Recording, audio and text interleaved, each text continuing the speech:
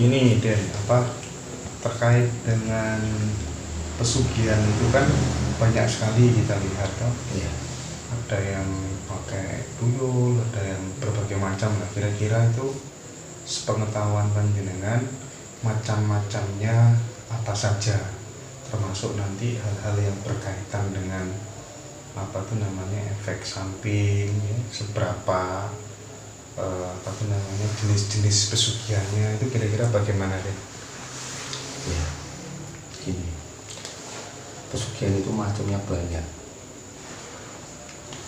Kalau untuk yang kelas ringan tanpa efek samping, tanpa resiko, itu ya into, bayi bajang, tuyul. Yang kelas berat itu bisa blorong, ratu kidul, butoh, tergantung. Nah, untuk efek-efeknya mulai dari bawah. Bayi bajang. Bayi bajang itu apa? Bayi bajang itu bayi yang meninggal dalam kandungan ibunya. Biasanya baru umur 3 bulan, 4 bulan dia udah segumpal daging, dia udah ada nyawanya, meninggal, nanti dikubur.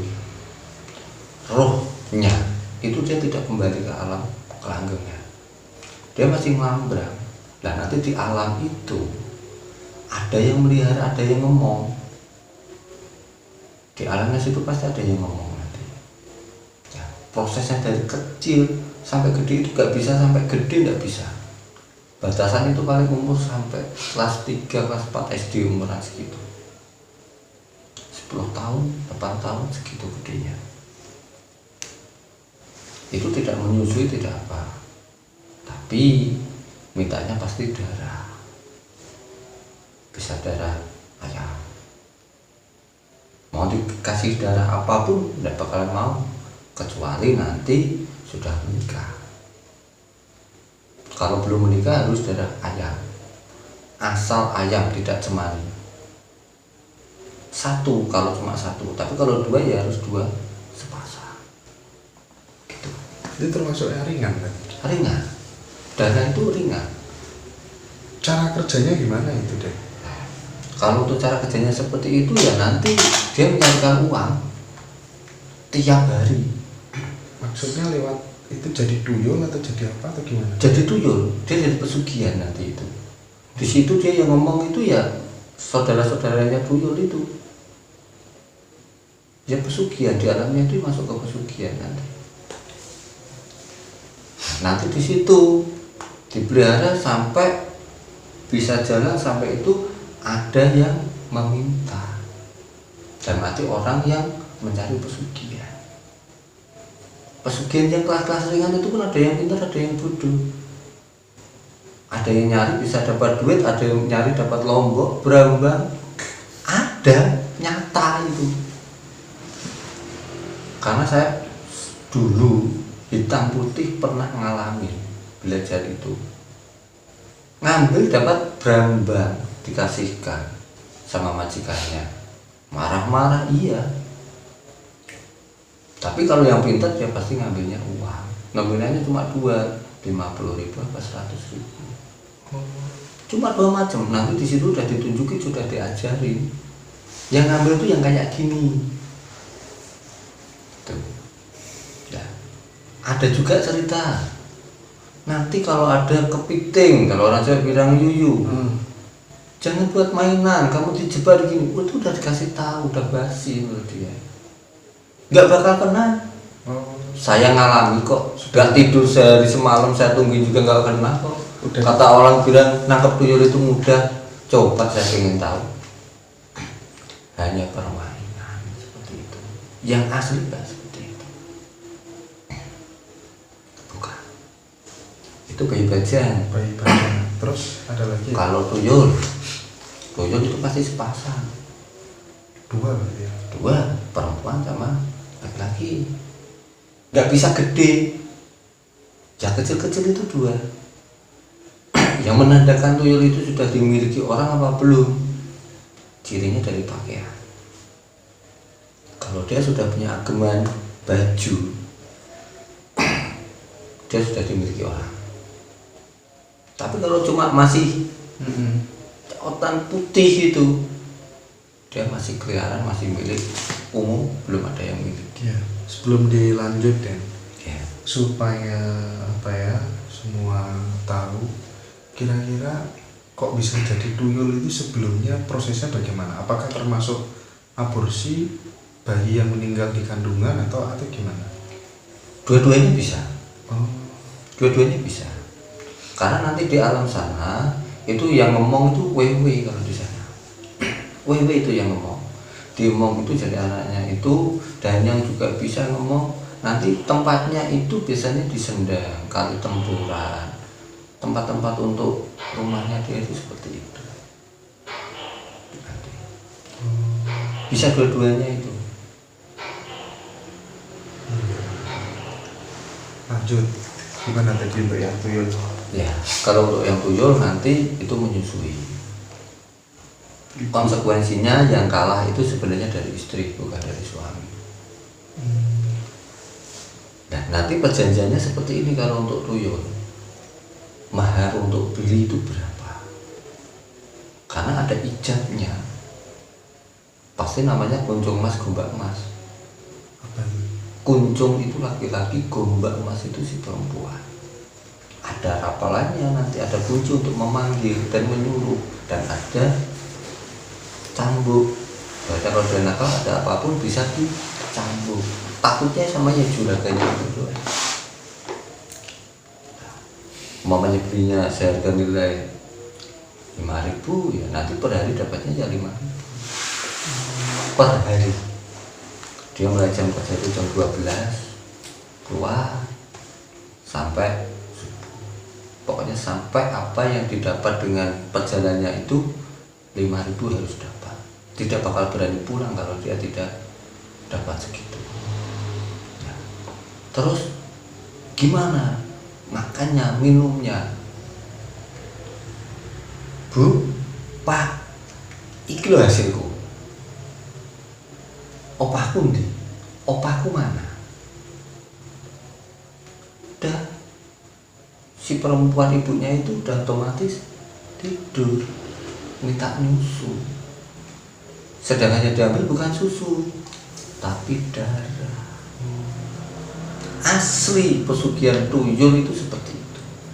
Kalau ada orang yang dibilang ganti daging, ganti susu, formula apapun, itu permainan, bohong. Pesugihan yang nyata itu ya seperti itu. Yang kalah nanti apa? Darah disedot terus karena ambilnya dari ASI. Kurus, tambah kurus. Akhirnya meninggal, kurang darah. Pasti ciri khasnya orang yang punya pesugihan tuyul itu kurus, pucat. Si ibunya itu. Ibunya si perempuan pasti meninggal. Terus uang yang gimana Dan yang nggak bisa diambil sama tuyul itu? Kalau untuk uang nggak bisa diambil seperti apa ya? Semuanya bisa kecuali di kayak ATM. ATM nggak bisa ya? Nggak bisa. Kalau uang ditali pakai karet gitu gimana? Pasti bisa. Masih bisa ya? Ngambilnya cuma selembar 2 lembar. Oh. Tidak bakalan lebih. Tapi tiap hari itu nanti. Tuyul mengambil itu seperti sudah punya pos. Sederet diambil itu cuma selembar 2 lembar itu diurut semua. Pasti kena. 1, 2 lembar dia pasti dapat. Bisa dikatakan tiap hari. Kalau untuk tuyulnya itu seperti itu. Sama tulisan-tulisannya di dalamnya ada ayat-ayat gitu, dia nggak takut kan? Nggak takut. Enggak ya? Nggak takut. Tapi yang uniknya tuyul itu sebenarnya katanya taruh tempat tinggi nggak bisa. Bohong. Bohong. Saya ngalami sendiri. Tembok aja jalannya segini kakinya. Nyata itu. Tembok jalan itu kaki juga merangkak gini di tembok ini. Kayak aneh, tapi nyata. Ditaruh di atas pun bisa ambil. Ditaruh di mana pun. Lebih amannya di mana? Ditaruh di saku. Nggak bisa dia. Gak berani ngambil. karena saya ngalami sendiri. Maksudnya saku pakaian celana. atau Kita pakainya bawah taruh saku celana. enggak, celana itu misalnya di dalam almari gitu gimana? Hilang yang ada di dalam tubuhnya kita. Dengan tidur Iya. taruh di saku, dia tidak bakalan berani ngambil. Karena saya mengalami sendiri, saya bisa cerita seperti itu. Yang lainnya masih bisa. Masih bisa ya. Masih bisa. Selain tuyul, Kalau untuk tuyul yang itu yang kelas-kelas ringan, tuyul itu termasuk ringan berarti ya? ringan. Karena nggak ada efek samping, taruhannya nyawa. Hanya menyusui itu masih kelas ringan. Kalau untuk tumbal berat udah pasti nyawa taruhannya. Karena masih diulut, tapi kalau dengan perjanjian yang kelasnya kelas gede sudah tidak bisa, konsekuensi pasti mati. Kalau pesugihan yang kelasnya berat. Nah, kalau untuk kelas berat sendiri pun ada macamnya, atau gitu. Bu Ratu kalau bilang orang, dia bilang aja itu Bang Goib. Bisa Bang Goib? Ada. Orang bilang nggak ada Bang Goib. Iya sih. Bohong. Katanya di dalam. Saya pernah ngalamin sendiri. Gimana tapi, Dan? tapi saya tidak pernah menolong orang pakai Bang Goib. Karena apa? Orang itu sering hapus-hapus penipuan, menipu dengan katakan bisa dengan Bang Goib. Saya pernah terpojok sekali saya. Pesertanya mudah kok. Kain mori, kembang, dupa, sama minyak serimpi. Tinggal kita panggil aja, ada rapalannya. Pintu itu tertutup rapat, harus tertutup rapat, hanya kita di dalam situ. Kita jawab, nanti dia datang, angin udah pasti, tapi hanya di kamar, di ruangan seperti ini. Ngalami saya. Setelah dia datang, kamar kita tinggal dengan sajian itu. Nanti ada suara sak angin.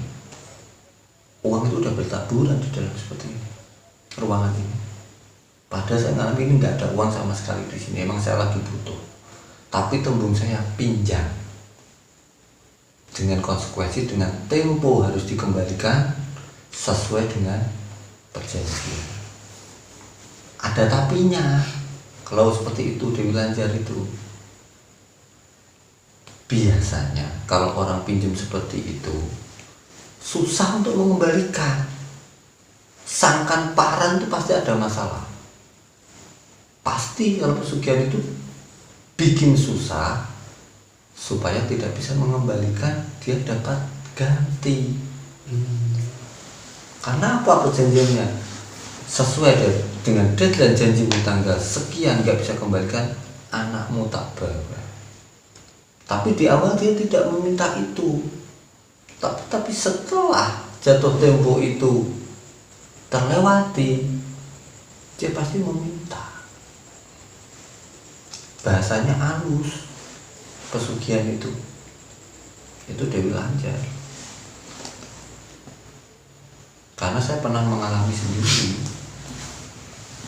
Makanya itu kemarin pas waktu seperti itu susah emang. Saya panggil lagi, negosiasi saya belum ada uang untuk mengembalikan, saya minta waktu. Tapi untungnya dianya masih mau, karena ada orang yang di belakang saya itu. Setiap orang seperti saya kan pasti ada yang ngomong orang seperti saya ini kan ada takaran kelasnya itu kan sendiri. Dia itu bukan memandang sayanya, saya mau cah cilik kemarin sore, tapi orang yang ngomong saya itu siapa kan gitu. Kegaiban itu melihat itu bukan secara wujud lahir, tapi secara batiniahnya. Akhirnya dia sungkan, malu, akhirnya dia mau dikasih waktu masih seminggu, ya, untungnya dapat. Tapi dengan perjuangan, tidak semudah yang dikatakan dapat langsung kita, gak mungkin, pasti dipersulit. Kalau pesugihan seperti itu, karena apa? Biar dia mendapatkan ganti. Gitu. Kalau Dewi Lanjar itu nyata. Itu kalau untuk Dewi Lanjar. Makanya kalau orang bilang persyaratan sekian juta, harus ini itu hanya bahasa spekulasi. Supaya apa? Orang yang menolong itu juga menghasilkan. Karena kan dia dikatakan kerja. Ya kalau saya, ya emang seperti ini. Wong ilmu ya harus ikhlas, nolong tanpa pamrih. Dikasih ditompo mergo iku rezeki, ndak boleh nolak, ndak boleh minta, nggak boleh ngarani. Itu pesan guru bapak saya seperti itu. Nanti pasti ada jatahnya. Orang kalau sudah ditolong, nggak mungkin dia pasti ada imbal balik. Seperti itu. Akhirnya selesai itu sama urusan sama Dewi Lanjar. Bangga pada saya akui ada. Secara saya pribadi. Di dalam dunia jin itu memang katanya juga aktivitas seperti manusia seperti biasanya. Ada bank-bank juga ya, apa enggak itu kira-kira? Ada. Betul ya. Dunia gaib itu sebenarnya seperti kita. Cuma aktivitasnya aja yang berbeda. Kalau di alamnya kita siang, di alamnya dia malam. Makanya gimana deh? Sama. Di sana dia itu aja masak, ada makannya sama. Nah, sekarang gini, pernah ada cerita enggak? Pernah dengar enggak? Orang masak ayam, ayamnya itu hilang disembunyikan. Ada enggak? Ya itu ya dia ulah-ulah mereka itu. Hilang enggak kembali. Jadi dimakan sama mereka. Itu nyata emang. Maksud mereka ada bertani juga di sana ya? Ada. Dia aktivitas seperti biasa. Jalan itu juga jalan seperti biasa seperti ini. Cuma bedanya dia tembus pandang. Tidak ada sekat pembatas. Bedanya cuma itu saja. Alam gaib itu tidak ada pembatas seperti kita. Kalau orang sudah meninggal sama nggak alamnya dengan yang di jin? Beda. Beda ya? Alam arwah, alam kajiman itu beda. Nanti pembahasannya dulu itu. Iya.